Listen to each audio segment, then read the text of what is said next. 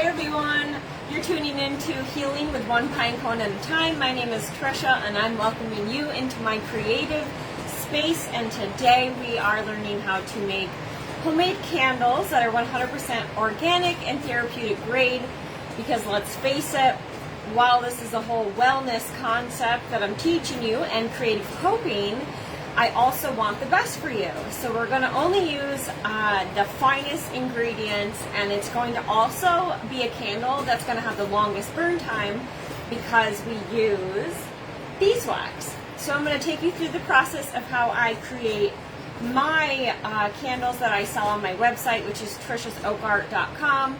And today I need to really desperately restock on the holiday cheer candles, which smell like Christmas. They're incredible.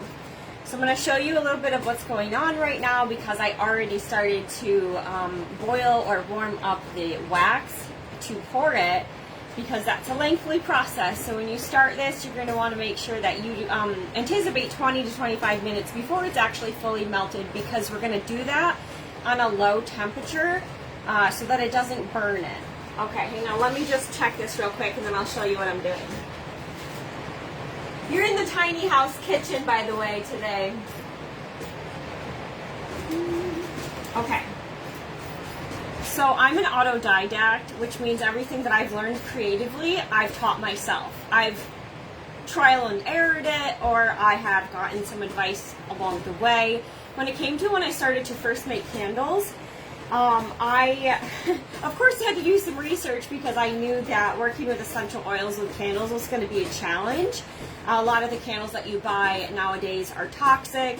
They have paraffins, they have perfume, they have all sorts of things that really, really reduce the air quality's health benefits in general. Like, most houses in America and in the world are going to have more toxic air inside their house than outside of their house, and that's one of the reasons why is things like candles that are releasing toxins into your air. This one, it's meant to purify the air and support your wellness.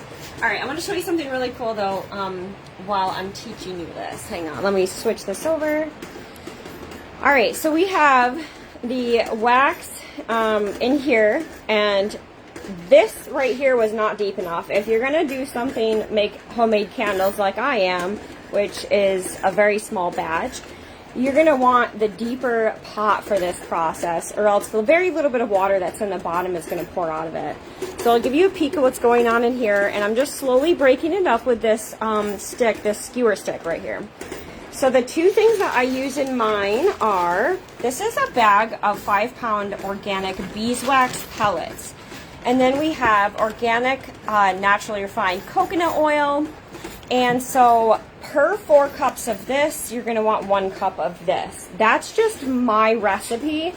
And then we have different glasses here. And I'm going to show you the process of what I'm going to do first, because I not mass manufacture. I don't create the glass, I just decorate it and use it to pour. So I'm going to remove the original sticker in the bottom and replace it with one of mine by the end of it, which is going to be awesome. And then I will just return. Oh, you guys got to see this. Look how cute these are. The other day I had this cool idea to just like make these little pine cones look like Christmas trees. And I have no idea yet what I'm going to be doing with them, but aren't they adorable? Oh my goodness. I'm like way too excited. Okay, so the reason why we're doing candles today, not rustic decor, is because it was a huge part of my healing journey to create new synapses in my brain in order to heal better, right? I had to get unstuck from fight or flight, and it took a long time. And one of the things that I did was allow my brain to create new pathways. Sometimes when we heal, we're still stuck in this path of, memory. That's all it is. So when you create a new synapse in your brain, which happens sometimes when you are doing something new, traveling to a new place, learning a new, craft or something like that, that allowed my brain to help reroute itself so that I had new responses to things that would have normally triggered me So that's just why we're doing candles today, is it's because it's something that I learned in addition to, rustic decor that has been really interesting. It's not like my favorite thing to do, but I also want to enjoy a candle with some wood wicks and stuff.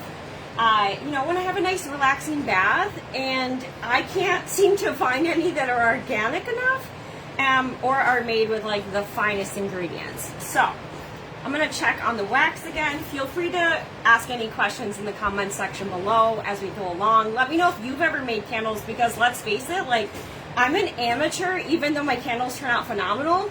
I would love some tips and tricks if you have them, if you're somebody who is an experienced candle maker.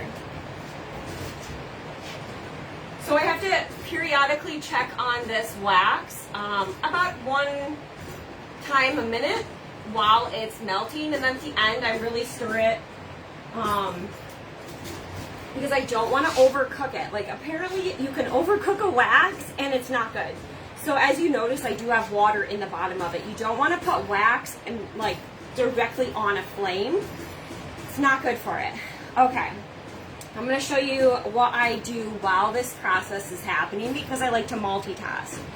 Okay, I have a heat gun, and I'm going to heat up the stickers on the bottom of my candle glass, and it's going to help me remove it better without having all this like nasty stuff left over. It's going to help. It might not be perfect, but anything that helps.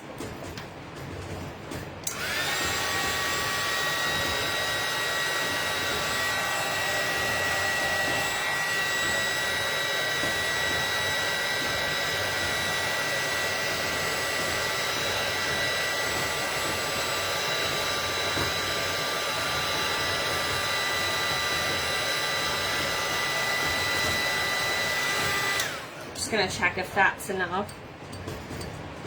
Not yet. I try to avoid getting that nasty sticky stuff after removing these.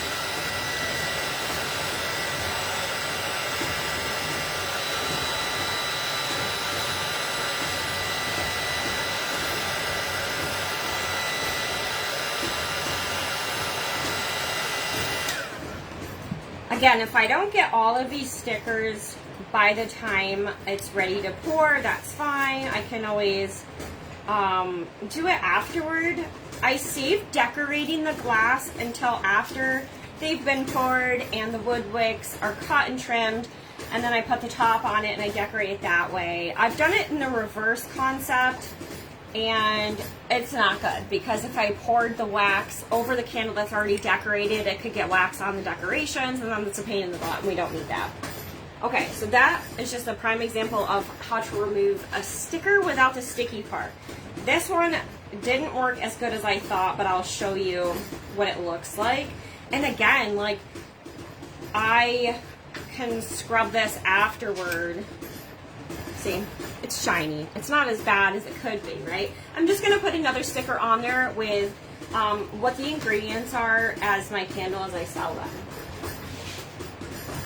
Normally I play really fun music, but the rain is on the tin roof right now. I'm sure you can hear it, and that's enough noise. I don't want to compete with music and the rain.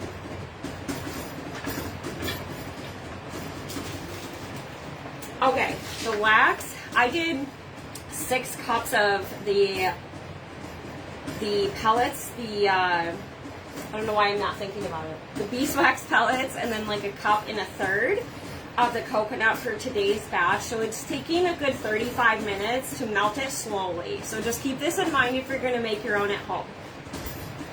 Alright, the next step that we're going to do, I'm just going to condense this whole experience for you so that you don't have to sit through an hour, because it's going to take a long time. Alright, the next thing that I do is get my hot glue gun. I always use Gorilla Glue because that's going to be the best. And I want the best for you guys and for me. Alright.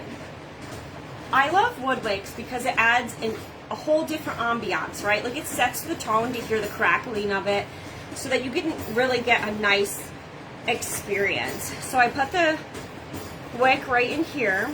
And all I'm going to do is put some glue on the bottom and center it in a candle. I'll show you as soon as it's done. Beautiful. And check on this guy again.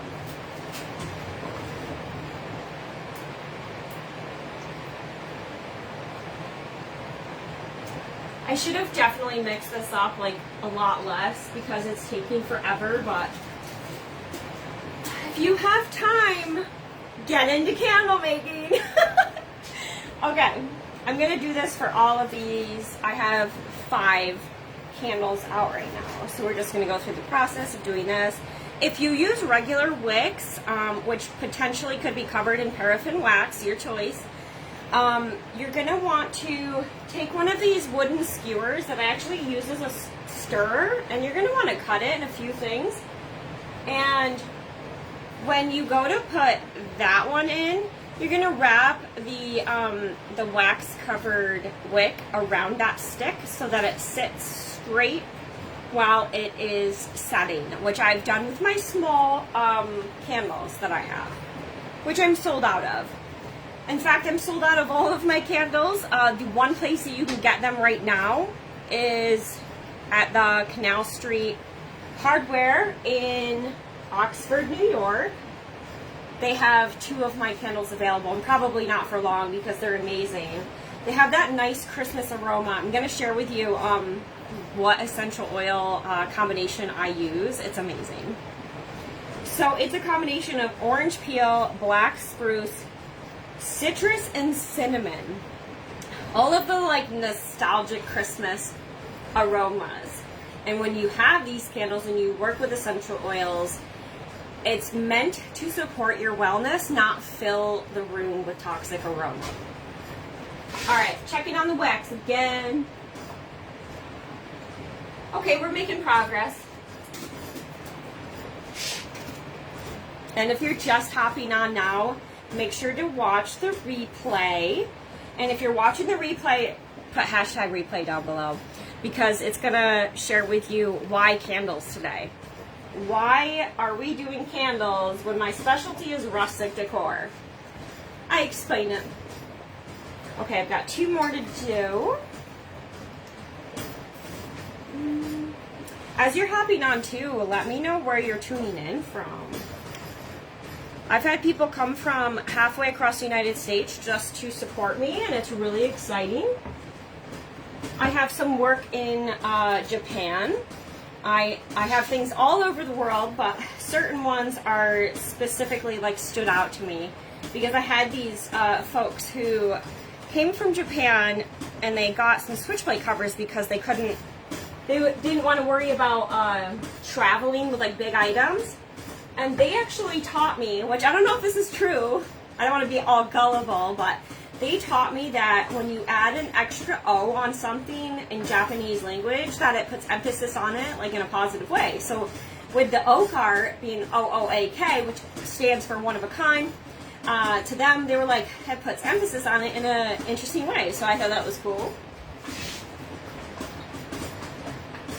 Okay, I'm getting down to the bottom of the candle wax melting. So I'm going to be more mindful of like watching it more during this process. All right.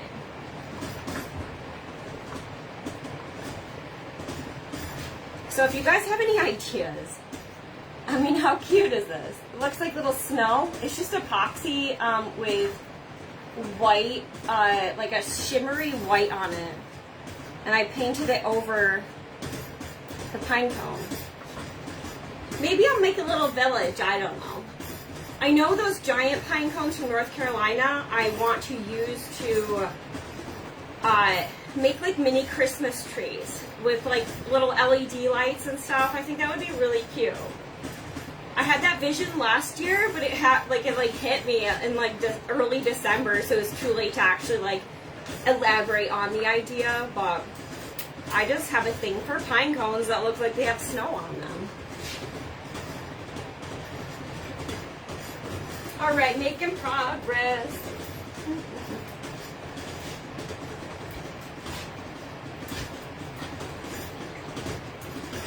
We can definitely pour these soon. And also, if you haven't already done your own candles with wood wicks, they do make a really cool cutting tool for them. which you'll cut the wood wicks after it's completely settled. And I'll show you like how I'm adding these essential oils to the candle, and they're not in it yet because the essential oils will just completely dissipate and burn into nothing if they're in there. So what I do is I put them in at the last minute. And I also put them all over the wood wick because as you're burning it, it's going to allow that aroma to go out into the air. Okay. My wax is pretty much done. So if you can calculate what time is it, I think it took 35-40 minutes for my wax to slowly melt in the water. Now I'm gonna let it like sit for a minute while I'm still stirring it. I turned it off, it's still in the hot water. Okay.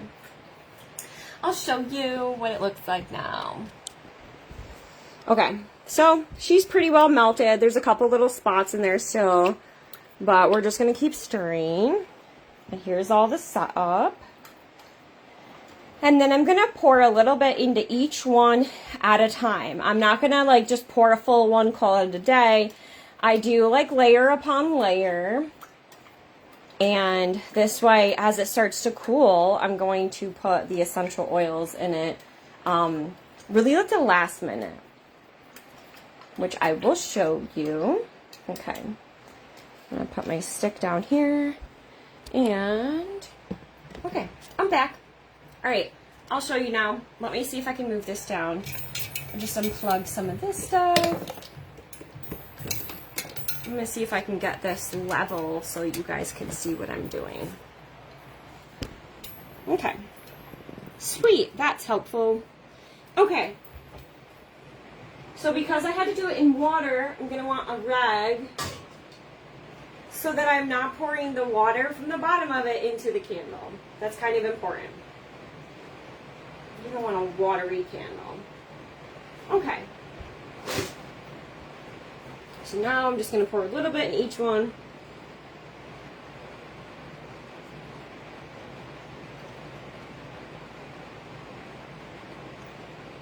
And make sure you're protecting your surfaces. Like I'm doing these in boxes or on paper bags.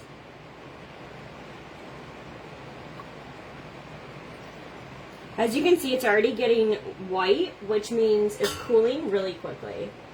Which is surprising because it's pretty muggy and warm in here. Alright. So I'm going to pour 5. This is a pretty standard amount that I will do in one sitting. 5 to 6 of them, depending on how long I want to do it. So I'm going to take the essential oil and start with the first one that I poured. And I'm going to pour just a few around the edge, some on the wood wick. Oh my goodness, it smells so good. I'm so excited.